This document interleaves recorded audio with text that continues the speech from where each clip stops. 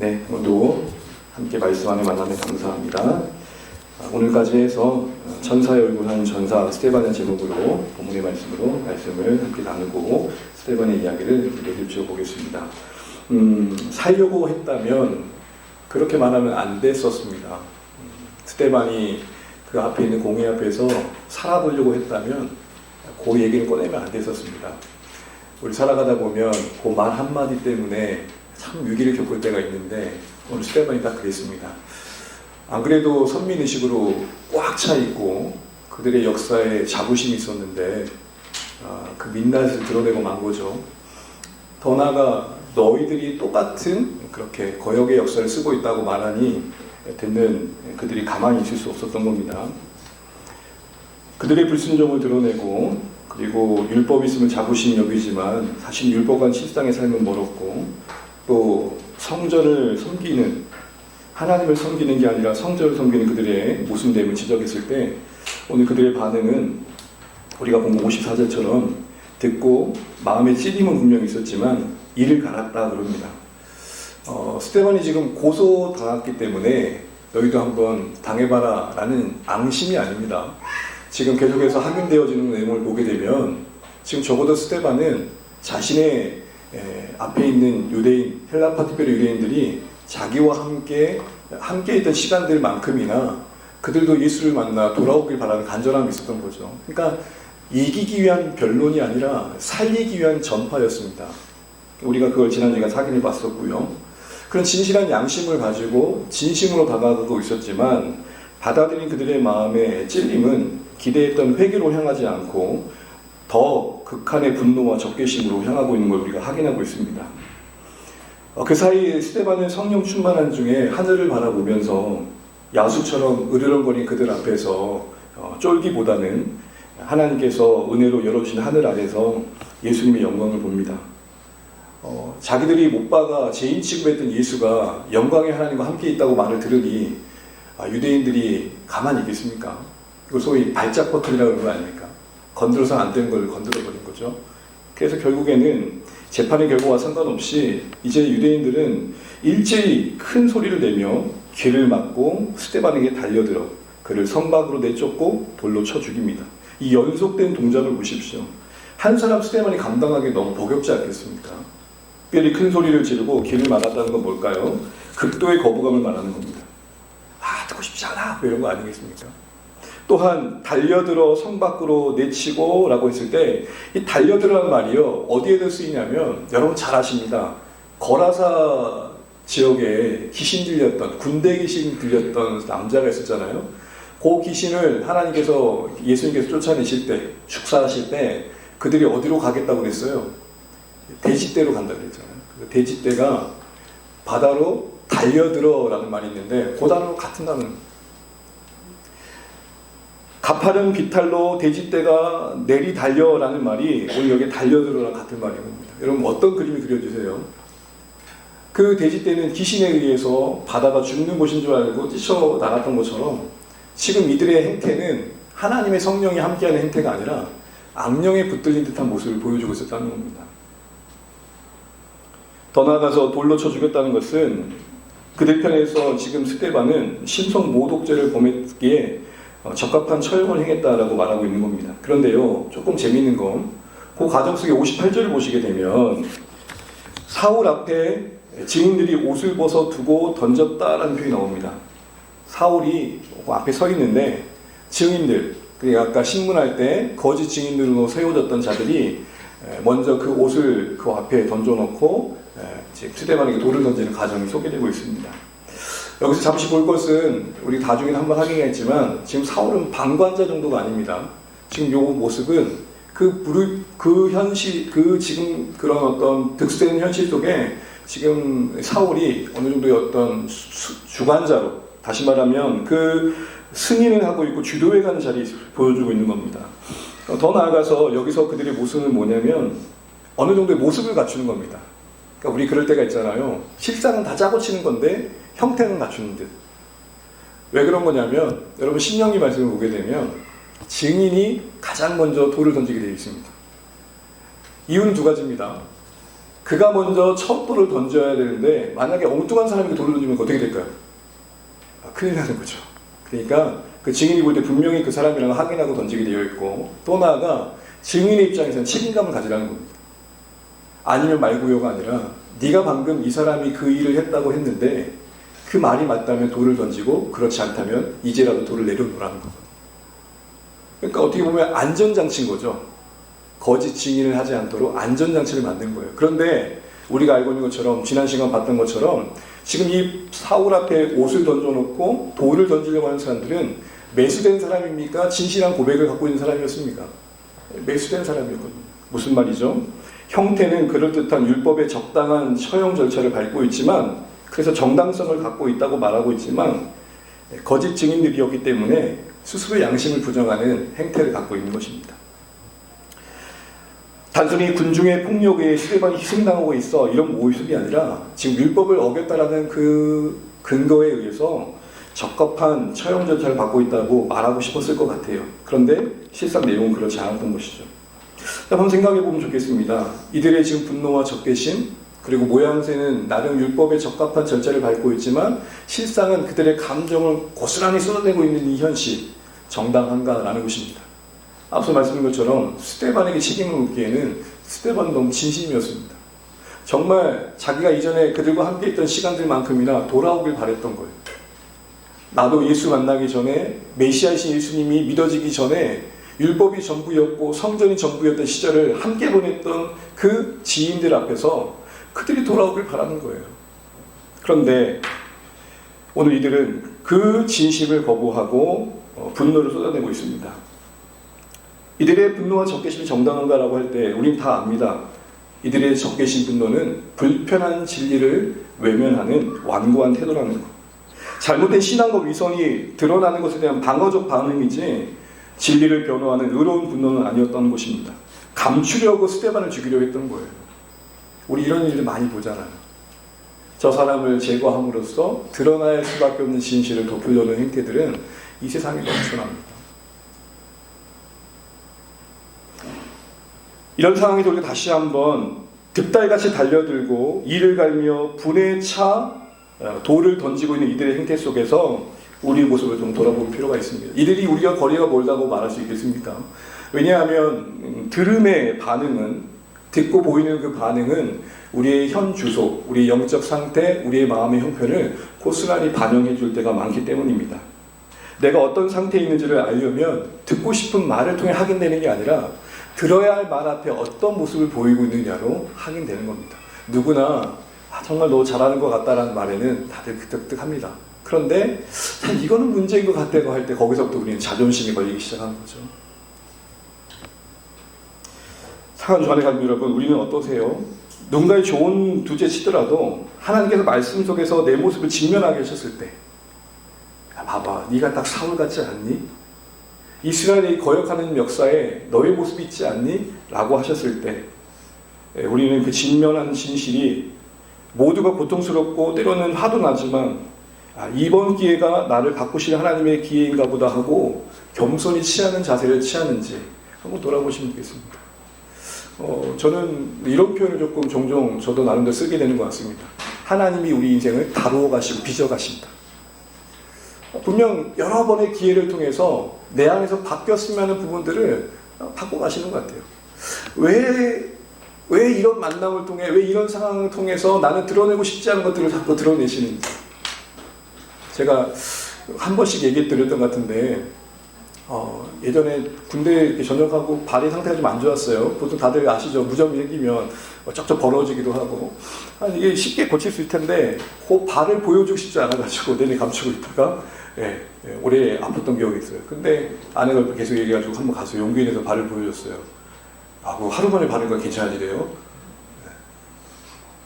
우리는 너무 쉽게 풀 수 있는 문제를 우리가 짐을 더하는 쪽으로 꽁꽁 갈 때가 있을 수 있겠다 싶은 생각이 듭니다. 오늘 스데반의 이 2인 역사적 변론의 설교는 오늘 이 설교를 듣고 있는 공예의 입장에서는 기회였습니다. 그러나 그들은 그들의 기회를 거부하고 말았죠. 바라고 원하는 것은 들려져야 될 말씀 앞에, 들어야 될 말씀 앞에 우리가 어떤 모습을 보이고 있는지 이들의 모습 속에서 다시 한번 반면교사 삼으면 좋겠다 싶습니다. 그리고 나서 이제 오늘 이런 상황 속에서 절체절명의 위기라고 할 수 있는 이 스데반이 결국은 절명하게 되는데 그 사이 보인 가정이 좀 아름답다라는 것이죠. 그걸 보면서 하나님께서는 이 분노하는 그룹과 거기서 고요히 의연하게 그것을 수용하고 받아들이며 결국은 운명하게 되는 이 스데반의 모습의 비교 속에서 우리에게 말씀하고자 싶은 것들이 있겠다 싶은 생각들을 해보면서 그의 기도 제목을 따라 우리에게 주신 교훈을 생각해 보려고 합니다.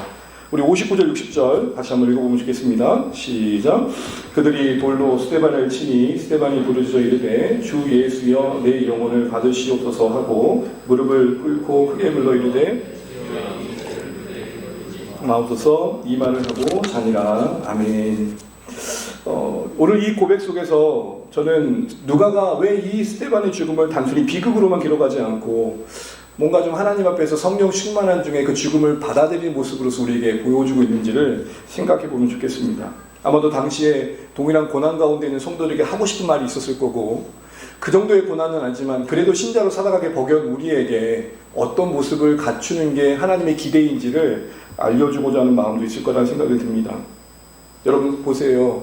죽음의 순간이 얼마나 절망스러운 순간이에요. 그런데 자신을 죽이려 온 사람들에게 자비로운 마음으로 용서를 구하는 게 상상이나 할 수 있는 일입니까? 또한 그 순간에 뭔가 하나님께 의연하게 자신의 운명을 맡겨드리고 있습니다. 우리 이 모습에서 우리가 익히 알고 있는 우리 삶의 하나님께서 원하시는 삶의 방향이지만 돌아보면서 또 결단이 있으면 좋겠습니다. 먼저 주 예수여 내 영혼을 받으시옵소서라는 기도의 두 가지 의미입니다. 그 첫 번째는 끝까지 하나님 신뢰하기를 하나님께서 원하신다는 겁니다. 여러분 여기서 우리가 봐야 할 초점은 지금 주님을 여전히 자신의 운명을 맡기는 대상으로 바라보고 있다는 겁니다. 여전히 맡김의 대상으로 바라보고 있어요. 다른 것도 아니라 예수님 증거하다가 지금 죽을 상황에 처한 건데 아무런 현실적인 개입하심이 없는 상황임에도 불구하고 여전히 신뢰할 분으로 고백하고 있다는 것이죠. 사방에 돌이 날아옵니다. 고스란히 막고 있는 상황이에요. 우리가 생각한 기적은 뭡니까? 돌이 여기까지 날아오다가 탁 튕겨서 날아가는 거죠. 그렇죠?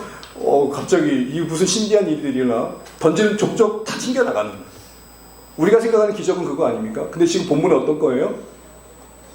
다 맞는 거예요, 고스란히. 그래서 장사 지내게 되잖아요. 결국 죽잖아요. 하나님의 현실적인 도우심을 전혀 확인할 수 없는 그 상황 속에서도 지금 스데반의 입장에서 그분은 정말 믿을 만한 분인가라는 제3자 입장에서 그렇게 해석될 수 있을 텐데 그는 그렇지 않고 돌 맞고 있는 상황에서도 여전히 하나님을 신뢰할 만한 분을 고백하고 있다는 것입니다. 이렇게 된 상황과 형편으로 인해서 영광의 주님을 섬기는 인생으로 살아옴을 후회하지 않고 있음을 고백하고 있습니다.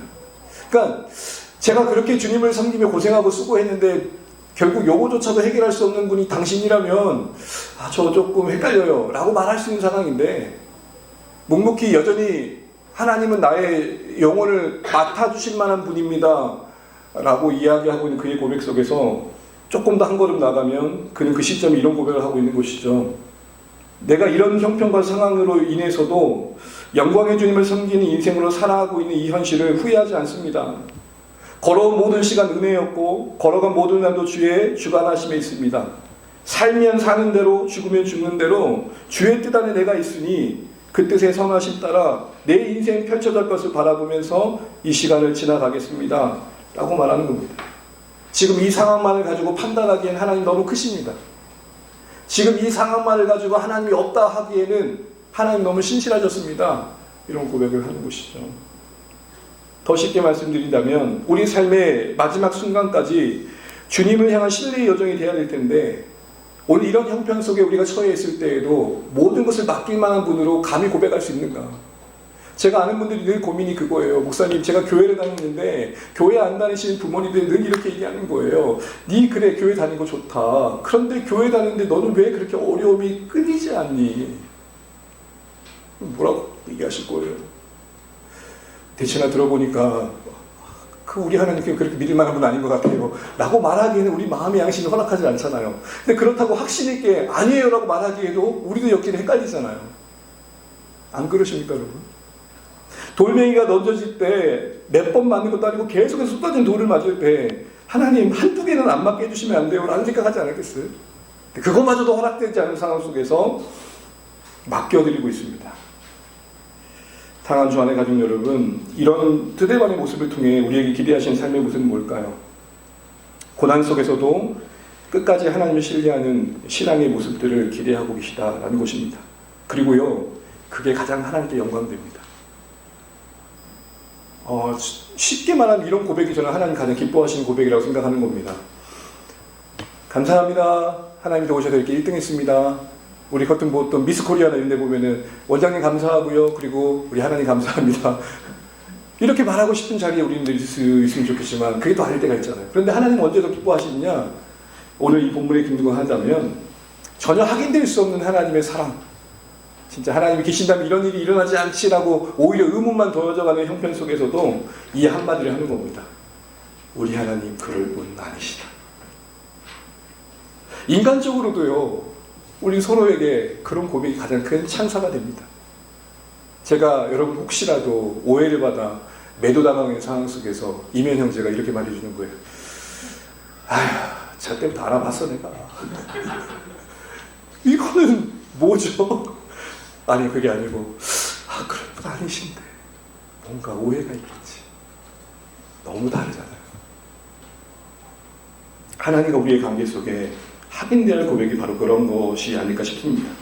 하박국이 뭐라고 그랬습니까? 비록 무화과 나무가 무성치 못하고 외양간에 송아지 엎질지라도 나는 여호와로 기뻐하겠다 했듯이, 욥도 그 심각한 고민 속에서 주신 이도 여호와시요 취하신 이도 여호와십니다 했듯이 우리의 삶에 그럴 만한 이유가 혹 확인되지 않는 상황 속에서도 끝까지 하나님을 신뢰하는 고백을 보일 수 있고 지킬 수 있는 우리 주 안에 모든 가족 되시길 바랍니다. 이걸 가장 힘들게 하는 존재가 바로 악한 자 아니겠습니까? 끝없이 악한 자는 보이지 않는 그 하나님을 의심케 하는 쪽으로 우리의 삶에 인도하죠. 인류의 첫 타락이 그러했습니다. 하나님이 기쁨의 동산을 그들에게 두셨고 이미 많은 걸 주셨음에도 불구하고 항상 악한 자는 없는 걸 공격하죠. 하지 말라고 하는 걸 공격하죠. 그러면서 이렇게 결론을 내리게 하죠. 야 봐봐, 하나님이 더 좋은 걸 좀 숨겨놓고 안 주신 거야.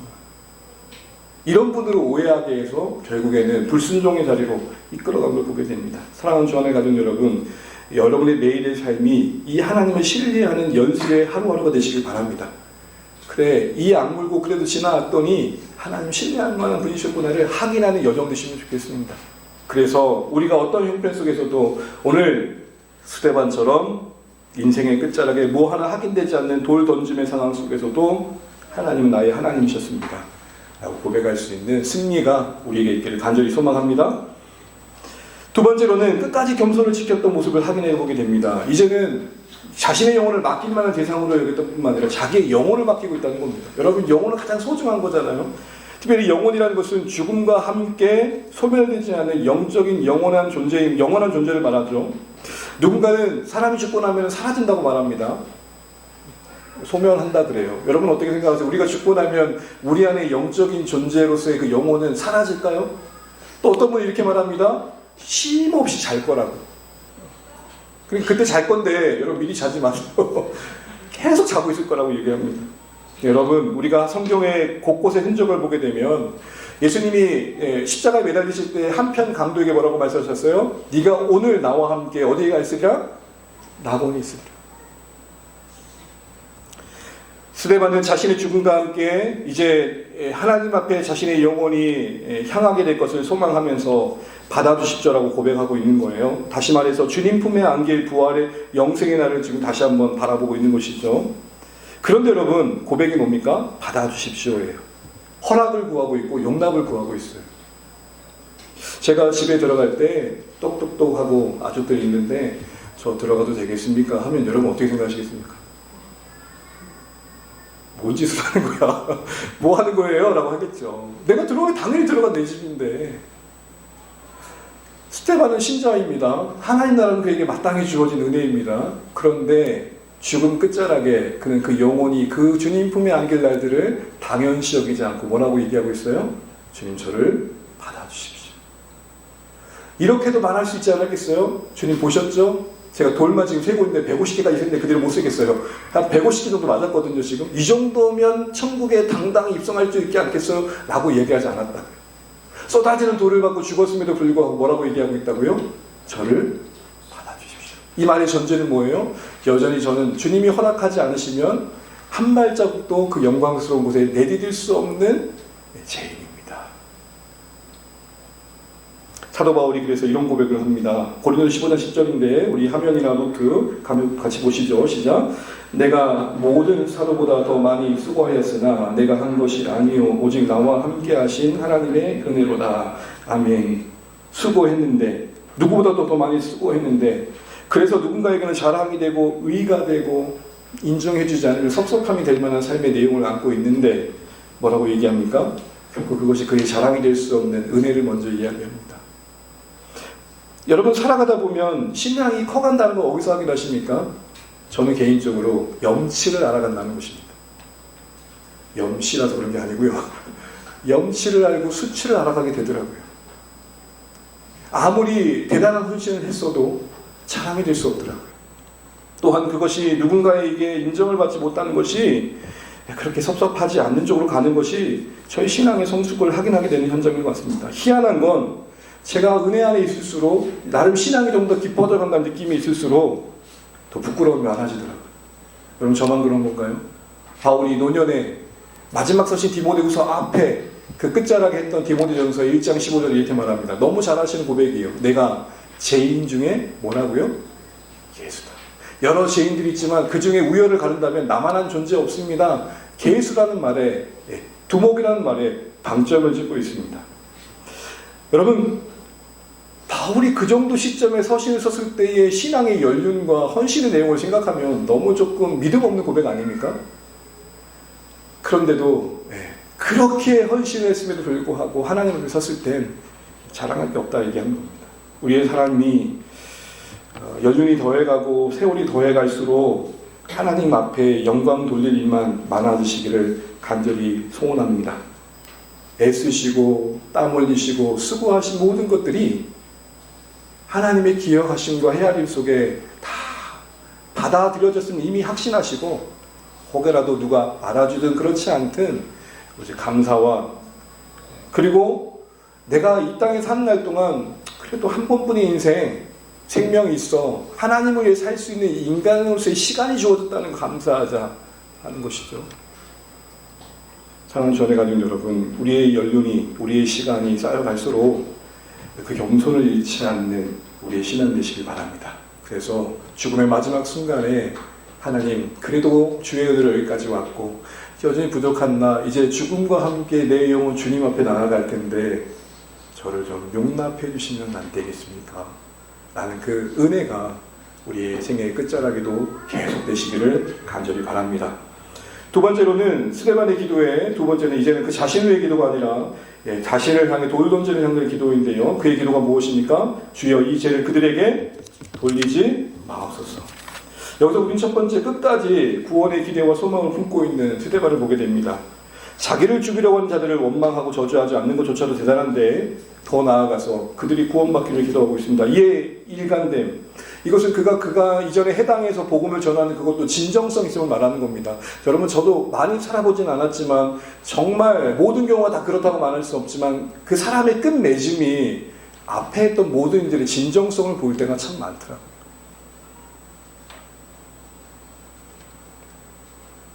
스데반은 해당해서 진짜 진심이었고 그 진심은 지금 죽음의 순간 그 진심으로 바라보는 그 대상으로도 돌 던짐 받는 순간에도 변치 않습니다. 사역자로서 저의 마음이 그러하길 바랍니다. 여러분을 처음 만날 때 품었던 그 마음이 지금도 동일하며 앞으로도 그러하기를 바랍니다. 혹여라도 인간적인 연약함 때문에 제가 변심의 마음으로 바라본다면 그건 저의 큰 고통일 것입니다. 끝까지 회개하길 바라고 기도하는데 여러분 이런 의문이 들어요. 너무 무의미한 기도 아니에요? 이제는 악소리 지르면서 돌 던지는 사람 정도면 상종할 만한 인간입니까?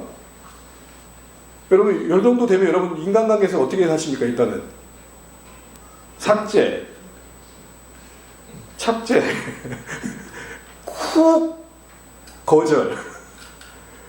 그 정도 돼야 되잖아요. 근데 어떻게 해요? 기도하고 있어요. 돌을 던지는 자들을 위해서 기도한다는 게 너무 무의미해 보여요. 응답의 가능성이 없거든요. 그런데 위로가 뭐냐? 지금 이 기도의 대상이 되고 있는 무리 가운데 숨겨졌던 그 한 사람, 아니요, 대놓고 지금 이 모든 일을 정당화하고 있는 사울이 스데반의 기도에 쓰임이 있어서 그 무리 가운데 있던 그 한 사람, 스데반의 기도 속에 있었던 한 사람이 8장 9장을 지나면 회심의 사건으로 열립니다. 놀랍지 않습니까? 스데반이 뻘짓한 게 아니라 뭐 한 거예요? 하나님의 일에 쓰임받고 있는 겁니다. 사랑하는 주 안에 가족 여러분, 주 안에서 뻘짓은 없습니다. 헛되게 하지 않으시는 하나님의 은혜 속에 여러분의 기도가 쓰임받기로 믿습니다. 그런 믿음으로 우리가 삶을 헤아리고 바라볼 필요가 있다는 것이죠. 교회를 잔멸할 만큼 반대편에 섰던 사울 아닙니까?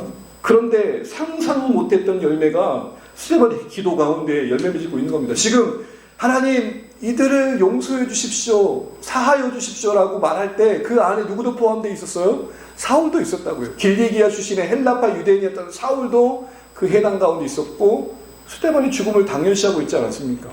근데 그가 스데반의 기도 속에 돌아옵니다. 그래서 사울은 이걸 너무 잘 알고 본격적으로 사역하면서 바울이라는 이름을 갖고 있을 때 이런 고백을 합니다. 고린도서 15장 9절입니다. 같이 읽죠. 시작. 나는 사도 중에 가장 자라. 나는 아멘. 그늘진 그의 가오와 그 실수의 역사인데 그것마저도 사도로서 그를 겸손케 하는 방편으로 쓰시고 계신 거죠. 사울의 그 대단한 헌신이 그래도 통제될 수 있었던 것 중에 하나는 육체의 가시도 있었지만 그의 지난 각오입니다. 여러분 혹시 바울이라는 영화 한 2, 3전에 봤는데 기억나십니까? 바울이 가끔 어떤 환상에 빠지죠. 어떤 거였죠? 자기가 눈에 시퍼렇게 불게 하고 교회를 각각의 집을 찾아다니면서 잔멸했던, 그때 죽었던 수많은 남녀, 어린아이들, 노소, 그 어떤 환상이 자꾸 일어나잖아요. 그의 지난날의 가오가 그를 겸손케 했던 것이죠. 이처럼 여러분, 스데반에겐 어떻게 보면 죽음의 순간에 별 의미 없어 보이는 기도가 하나님의 영광을 드러내는 도구로 쓰여지고 있다는 게 우리에게 주는 위로와 격려가 무엇입니까?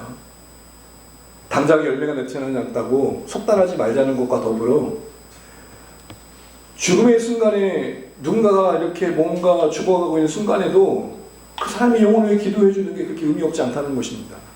가끔 인종의 순간에 전혀 예수님을 몰랐던 분에게 복음을 전할 기회들이 종종 찾아옵니다. 그때 가끔 그런 마음이 들어요. 이게 무슨 의미가 있겠나? 그렇지 않다는 겁니다. 하나님은 그 어떤 것을 통해 문 영혼을 부르실지는 아무도 알 수 없는 겁니다.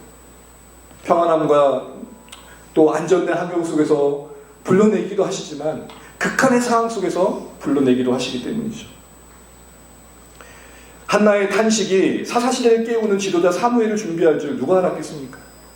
그러니 여러분, 우리가 미흡하지만 우리의 기도와 우리의 헌신, 우리의 섬김, 당장에 어떤 결과를 맺지 못하더라도 하나님 영광을 위해 어찌 쓰임받지 모르니 단정짓지 않고 믿음으로 순종해 나면 좋겠습니다. 두 번째로, 사하여 주십시오. 이 기도 속에 어떤 내 모습을 보게 되냐면 바로 예수님을 끝까지 닮아본 스데반을 보게 된다는 겁니다. 왜냐하면 지금의 이 기도는 누가 봐도 주님의 기도를 너무 닮았거든요. 우리 23장, 누가복음 23장 34절 함께 읽겠습니다. 시작. 이에 서 이르시되 아버지 저들을 사하여 주옵소서, 자기들이 하는 것을 알지 못하느니라 하시더라. 아멘. 하나님께, 예수님께서 십자가에서 하나님께 기도하셨던 그 내용을 고스란히 닮았습니다. 여러분, 스데반이 그렇게 따르고 싶었던 예수님 아닙니까? 그렇게 전하고 싶었던 예수님 아닙니까? 어느새 그렇게 전하고 싶었고 따르고 싶었던 예수님이 그의 인생의 끝자락에 그 모습 속에서 발현되고 있는 것을 보게 됩니다. 예수를 위해 사는데 내 안에 예수가 안 나타나는 거 되게 고민되는 모습입니다. 여러분, 크기보다 더 중요한 건 향기인 줄 압니다. 곳곳에 우리 삶에 이 시대의 가치가 크기를 말하지 않습니까? 거대해야 된다고 말합니다. 그런데 하나님 우리에게 향기가 있냐고 부르십니다. 오늘 스데반의 이 마지막의 모습에, 예수 닮음의 모습은 오늘 우리의 삶이 어떤 방향을 지향해야 될지를 도전하고 있다고 분명히 생각됩니다. 예수님의 사랑을 닮은 모습으로 지금 사람들을 바라보고 기도하고 있는 그 모습에서 우리 인생의 마침표를 찍을 때 가장 영광스러운 모습은 얼마나 많은 화환을 받느냐가 아닐 것입니다. 얼마나 많은 사람이 찾아온자도 아닐 거예요.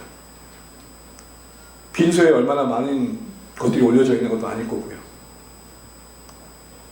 얼마나 우리가 주님을 닮은 모습으로 그 생애의 마지막에 고백을 마쳤냐는 거예요. 지금부터 연습하시면 어떨까 싶어요. 어떤 고백이든 가장 하나님께서 기뻐하시는 고백으로 우리 삶을 준비해 가는 거죠. 이 마지막의 모습은 하루아침에 된 건 분명 아닐 겁니다. 매일 주님을 묵상했고 매일 주님을 바라봤기에 결론된 겁니다. 그래서 오늘 말씀의 결론도 바로 그런 방향으로 가게 됩니다. 이런 의문이 드는 거죠. 당연히 우리는 교훈적으로 받아들이지만 이게 가능하나? 아니 어떻게 원수들을 향해 기도할 수 있고 정말 배신감을 느낄 만큼 아무런 도움도 주시지 않는 하나님을 향해서 내 영혼을 맡길 수 있을까라고 할 때 오늘 그의 55절 56절의 경험은 그 이후에 이루어지는 모든 일들의 분명한 출발점이었음을 확인하게 됩니다. 그게 무엇입니까? 예수님의 시선을 맞췄다는 겁니다. 예수님을 보고 있었다는 겁니다. 오늘 55절 56절 다시 한번 읽어보겠습니다. 시작. 스데반이 성령 충만하여 하늘을 우러러 주목하여 하나님의 영광과 및 예수께서 하나님 우편에 서신 것을 보고 말하되 보라 하늘이 열리고 인자가 하나님 우편에 서신 것을 보노라 한데 아멘. 열린 하늘은 그 어떤 하나의 현상이고 계시적인 증상입니다. 그런데 내용이 뭐냐는 거예요. 내용이 뭐였죠? 하나님 영광스러운 그 실존과 함께 우편에 앉으신 예수님을 보게 하십니다. 그런데 독특한 건 우리가 보통 사도신경에 보면 우편에 앉으시다 고백하는 게 맞아요. 그게 교리적으로도 맞고요. 그게 예수님의 왕 되심을 선언하는 건가요? 그런데 유독 오늘 본문은 앉아 계시지 않고 뭐 하고 계세요? 서 계셔요. 어디에도 없는 이야기예요. 분명 모든 본문은 예수님은 앉아 계셔야 돼요. 앉으셔야 돼요. 왕이시니까. 근데 지금 스데반 앞에서 뭐 하고 계세요?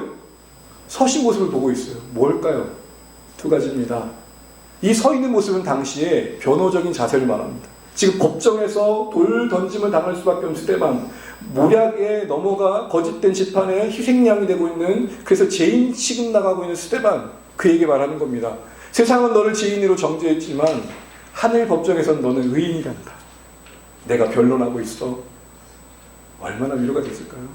그리고 서 계신다는 것은 환대를 말합니다. 언제든지 오렴. 그 죽음이 실패가 아니라 영광스러운 사건임을 격려해주고 계시는 겁니다. 이제 마주할 죽음 앞에 그를 준비시켜주고 계시는 거죠. 제가 한때 못난 생각을 할 때가 있었습니다. 내가 순교하면 어떻게 될까? 확 깨질 때가 한 번 있었습니다. 그런 생각하는 사람은 순교를 안 시킨대요. 순교를 어떻게 할까 고민하는 사람들은 하나님께서 순교를 안 시키신대요. 감사했죠? 무슨 말이에요? 순교도 하나님의 은혜 안에서 준비된 자가 하더라고요. 오늘 하나님께서 스데반을 준비시켜 주십니다. 너가 세상에서는 배척당했지만 내가 너를 인정하고 있어. 너는 최후의 심판을 이긴 자야. 하늘 법정의 승리자야. 그거 잊지 마라는 겁니다. 조금 오래됐는데 어떤 아파트에서 아파트를 갱신하겠다고 고용했던 모든 관리자를 끌어냈습니다. 협박도 하고 이렇게 강요도 하면서 그 괴로움에 한 분이 자살을 하셨는데 그 맨티에 서울에 있는 모 아파트입니다. 정말 힘들었다. 그런데 나는 악을 선으로 갚길 원한다라고 마치신 거예요. 신자셨던 거예요. 그 노년에 관리직으로 일을 하고 있는데 아파트의 정책에 의해서 어떻게 횡포를 당하면 쫓겨나는 그 상황 속에 인격적인 모독도 당하고 결국 자살하신 그분이 마지막에 쓴 내용이었어요. 이 세상 살다 보면 우리의 존재감을 고스란히 인정받지 못하고 모욕당할 때가 있고 둘러싼 겉옷이 변변치 않아서 세상에 멸시를 당할 때도 있어요. 그런데 우리가 봐야 될 뭐예요? 열린 하늘 속에 서셔서 나를 보실 때 두 팔 벌려 안을 준비를 하고 계신 주님을 봐야 된다는 겁니다. 왜요? 그게 결론이니까요. 그게 우리의 진짜 마지막이니까요. 세상의 환대 속에 아무리 있어도요, 주님 앞에 냉대받으면 어떡하겠습니까? 수많은 사람들의 돌던짐 속에 끝까지 부인하지 않는 그 스데반을 주님도 받아주시고 인정하고 계신 모습, 이게 우리가 위에 둔 거죠. 더 나아가서 서셨다는 것은 같은 심정으로 그 현장에 함께 계시는 거예요. 저는 이게 참 은혜가 됐는데, 여러분 이걸 떠올리시려면, 여러분 혹시 운동을 너무 좋아하시거나 또 취미가 있으셔서 아이를 데리고 어떤 응원하는 자리에 한번 가보신 분 계세요? 보통 야구장이나 축구장이나 한참 경기가 치열할 때 내가 응원하는 선수와 함께 같은 마음이 어느새 돼가지고 보이는 태도들은 뭐예요? 멀쩡하게 앉아있는 사람들이 있던가요? 아니면 다 서 있던가요? 잘하구만. 이러던가요? 아니면 어떻게 하죠? 이러죠. 도와주세요. 그런단 말이에요. 왜 그렇죠? 어느새 현장에 내가 같이 있는 거예요. 내가 뛰고 있는 거예요. 왜 서셨겠어요? 내가 너희와 같이 있다. 스데반아, 너 혼자 있는 거 아니고 마음으로는 나도 같이 돌맞고 있단다. 격려하고 공감의 은혜를 주시는 거죠. 여러분, 진짜 별거 아닌데 딱 한마디가 저희를 살 때가 있어요. 괜찮아, 나도 네 마음 알아. 진짜 그 은혜가 돼요. 괜찮아, 내가 네 마음 알아. 너 왜 그러냐? 보다 여러분, 그런 의미에서 여러분 저 되게 분위기, 얼굴이 천사 같지 않으세요? 전사 같으세요. 자, 앞뒤 이렇게 인사하시죠. 괜찮아, 좀 아신데 그것마저도 힘드신 것 같습니다. 사랑 주 안에 가진 여러분, 짐승처럼 표현하는 군중들의 얼굴이 아니라 이미 그는 시선이 주님께로 가가 있었고, 그 시선의 맞춤이 결국은 그 열린 하늘에서 본 그 시선의 맞춤이 오늘 주님과의 시선의 교환이, 서 있으신 주님을 본 그 격려받음이 그 뒤에 이루어진 모든 일들의 열매들이었습니다. 열린 하늘은 계십니다. 동일하게 그렇다면 우리는 어떻게 열린 하늘을 경험할 수 있을까요? 이미 주신 말씀의 열림 속에 열린 하늘을 만나는, 영안에 계신 그리스도를 바라봄 속에 스데반이 그 주님의 서심을 보았던 것처럼 우리도 볼 수 있는 거죠. 그래서 히브리서 기자는 이렇게 말합니다. 우리 이 말씀 읽고 마칩니다. 시작. 무거운 것과 얽매이기 쉬운 죄를 벗어버리고 인내로서 우리 앞에 당한 경주를 하며 믿음의 주여 또 온전하게 하신 이 예수를 바라보자. 너희가 피곤하여 낙심하지 않기 위하여 죄인들이 같이 자기에게 거역하신 참으신 이를 생각하라. 우리의 시선이 주님께로 향하셔서 매일의 묵상 속에 주님을 생각하셔서 여러분의 삶의 여정이 오늘 스데반의 그 기도처럼 하나님께 맡기는 자리를 지킬 수 있으면 좋겠고, 돌 던지는 세상을 향해 국률을 잃지 않으셨으면 좋겠습니다. 저들이 알지 못하여 저렇습니다. 하나님 은혜를 주세요. 이런 마음이 있으면 좋겠습니다. 내 주여 뜻대로 행하시옵소서. 큰 근심 중에도 낚시케 마소서. 주님도 때로는 울기도 하셨네. 날 주관하셔서 뜻대로 하소서. 큰 근심의 짓눌림 속에서도 그래도 주님께 맡길 수 있던 것은, 이런 나의 형편 속에 동일하게 주님도 우셨던 적이 있었지 하는 주님과의 시선 교환이 큰 근심에 짓눌리지 않고 이 형편 속에서도 주님 뜻대로 되면 좋겠어요 라고 고백할 수 있었던 찬양의 고백처럼, 우리를 이기게 하시고 걷게 하시고 살아내게 하신 분이 우리의 구주 되신 예수 그리스도를 잊지 마시고 힘들리실 때 예수님을 생각하시는 주 안의 가족 되시기를 바랍니다.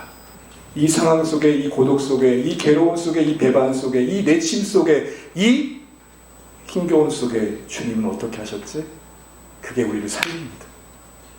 예수님이 우리를 거기서 살리십니다. 우리 예수님을 깊이 묵상하시고 온전케 하신 주님을 바라보심으로 우리를 맡기는 자리로 우리를 이끄시고, 우리가 누군가를 또 용납하는 자리로 우리를 이끄시는 것들을 경험하시면 좋겠습니다. 우리를 넓히시는 하나님. 누가 그러대요. 집이 좁아서 사는 건 그리 어렵지 않지만 속 좁은 사람은 살 수 없어. 백범 김구 선생님이 말씀하신 겁니다.